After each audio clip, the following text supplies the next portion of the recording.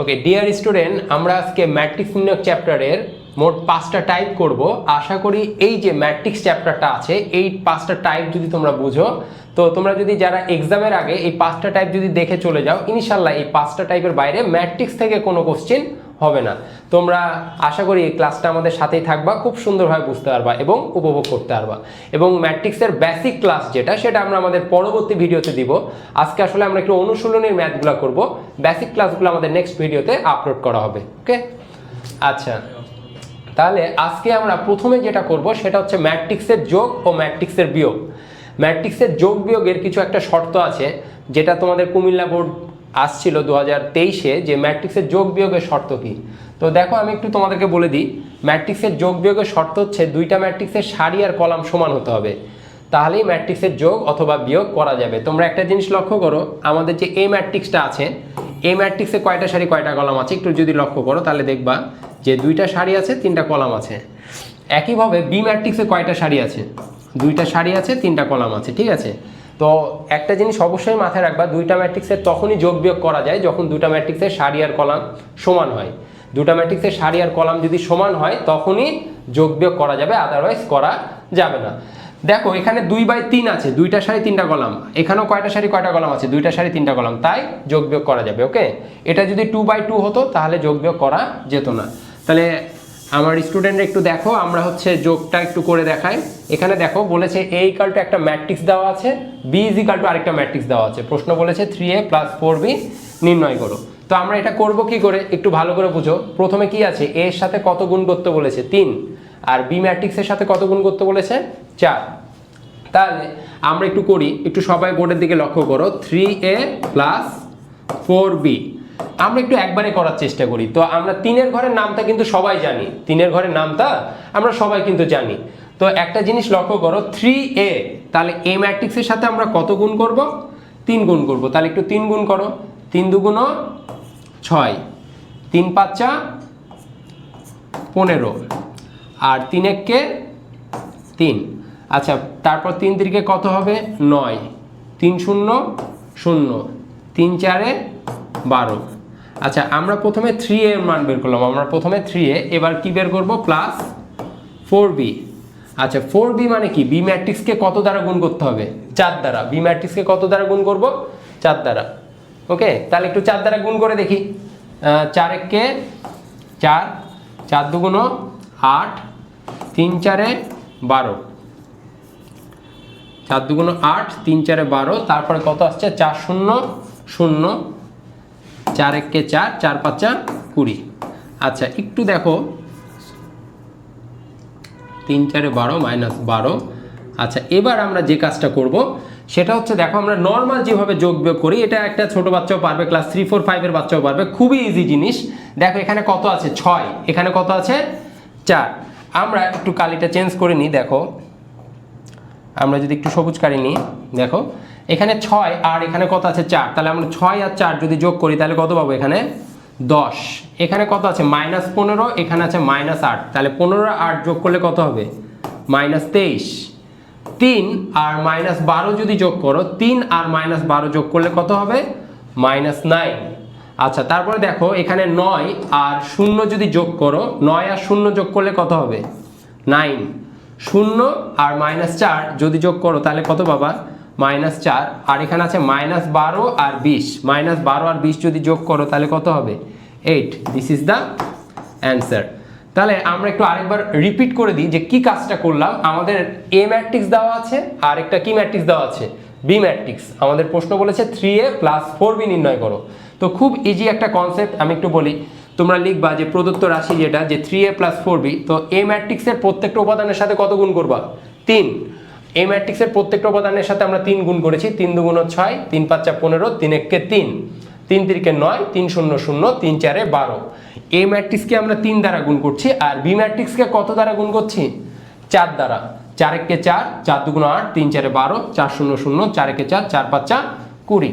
এবার আমরা just normally 3 4 5 এ যে যোগ বিয়োগ শিখেছি ওইভাবে যোগ করেছি। একটু আরেকবার বলি যোগটা, 6 আর 4 যোগ করলে কত হচ্ছে 10, 15 আর 8 যোগ করলে কত হচ্ছে -23, 3 আর -12 যোগ করলে কত -9, 9 এর সাথে 0 যোগ করলে কত হচ্ছে 9, 0 আর -4 যোগ করলে -4, 12 আর 20 যোগ করলে +8। This is the answer. Okay, তো আমরা আমাদের পরবর্তী স্লাইডে চলে যাব আমাদের পরবর্তী ম্যাথের জন্য। আশা করি তোমরা বুঝতে পেরেছো। তারপরে যদি কারো কোনো প্রবলেম থাকে অবশ্যই আমাকে জানাবা, কমেন্ট করবা, আমি তোমাদের রিপ্লাই দেওয়ার চেষ্টা করব। ওকে, আমরা একটু পরবর্তী টাইপে চলে যাই।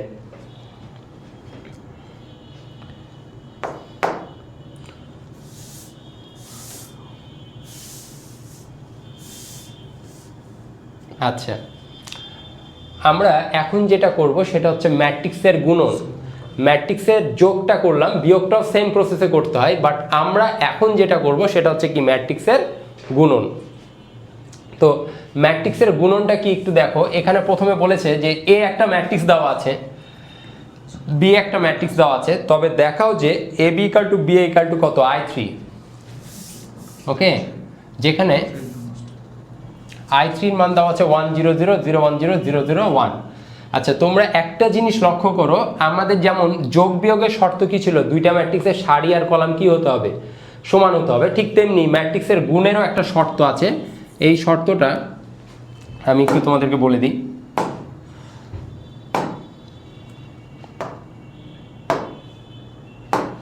এই শর্তটা তোমরা একটু লিখে নিবা। এই শর্তটা অবশ্যই খুবই ইম্পর্টেন্ট। ম্যাট্রিক্সের এটা হচ্ছে আমাদের গুণের শর্ত। ম্যাট্রিক্সের গুণের শর্ত আছে। গুণের শর্তটা কি আমি একটু বলে দিই তোমাদের। ম্যাট্রিক্সের গুণের শর্ত, আচ্ছা গুণের শর্তটা কি একটু ভালো করে বুঝবা। সেটা হচ্ছে মাথায় রাখবা, প্রথম ম্যাট্রিক্সের কলাম সংখ্যা দ্বিতীয় ম্যাট্রিক্সের সারির সংখ্যার সমান হবে, আদারওয়াইজ গুণ করা যাবে না। প্রথম ম্যাট্রিক্সের কলাম সংখ্যা দ্বিতীয় ম্যাট্রিক্সের সারির সংখ্যার সমান হতে হবে। তোমরা একটা জিনিস দেখো, এই ম্যাট্রিক্সে কয়টা সারি আছে? একটা সারি, দুইটা সারি, তিনটা সারি। কলাম আছে কয়টা? একটা কলাম, দুইটা কলাম, তিনটা কলাম। তাহলে ম্যাট্রিক্সটা কত বাই কত আকারের? 3/3। তিনটা সারি, তিনটা কলাম। এটা কয়টা সারি আছে? একটা সারি, দুইটা সারি, তিনটা সারি। কলাম আছে কয়টা? একটা কলাম, দুইটা কলাম, তিনটা কলাম। তার মানে ম্যাট্রিক্সটা কত বাই কত? 3/3। তো ম্যাট্রিক্সের গুণের শর্ত মাথায় রাখবা, প্রথমে সারি আসে। প্রথমে কি আসে? প্রথমে আসবে, এই প্রথমটাকে বলা হয় সারি, আর দ্বিতীয়টাকে কি বলা হয়? কলাম। তো গুণের শর্ত হচ্ছে প্রথম ম্যাট্রিক্সের কলাম, প্রথম ম্যাট্রিক্সের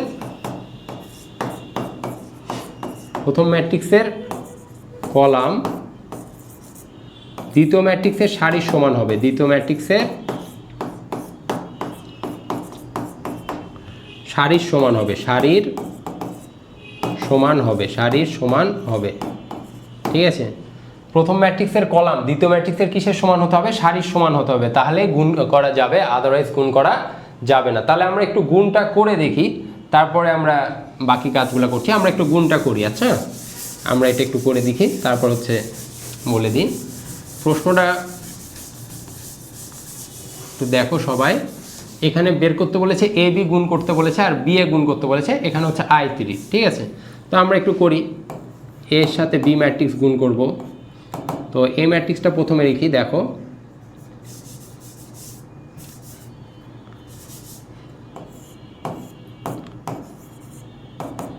এ বি। তো এই ম্যাট্রিক্সটা কত দেওয়া আছে? এই ম্যাট্রিক্স দেওয়া আছে 3 -4 2, তারপর দেওয়া আছে -2 1 0, তারপর দেওয়া আছে -1 -1 1। এটা এ ম্যাট্রিক্স গুণ বি ম্যাট্রিক্স করো। বি ম্যাট্রিক্স কত দেওয়া আছে? 1 2 -2, এখানে দেওয়া আছে 2 5 -4, আরেকটা আছে 3 7 -5।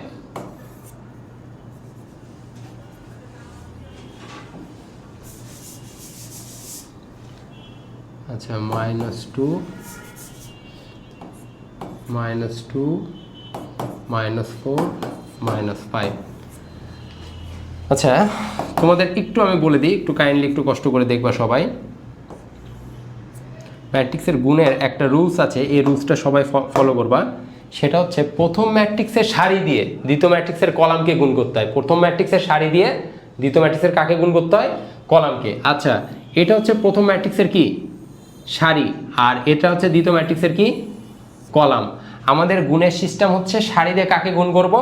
কলামকে। প্রথম ম্যাট্রিক্সের সারি দিয়ে দ্বিতীয় ম্যাট্রিক্সের কাকে গুণ করব আমরা? কলামকে গুণ করব। প্রথম ম্যাট্রিক্সের সারি দিয়ে দ্বিতীয় ম্যাট্রিক্সের আমরা কলামকে গুণ করব। একটু গুণের সিস্টেমটা দেখো, 3 এককে 3, 4 দুগুণ 8, 3 দুগুণ 6। আমি একটু আরেকবার বুঝাচ্ছি, ভালো করে বোঝার চেষ্টা করো। প্রথম ম্যাট্রিক্সের সারি দিয়ে দ্বিতীয় ম্যাট্রিক্সের কাকে গুণ করবা?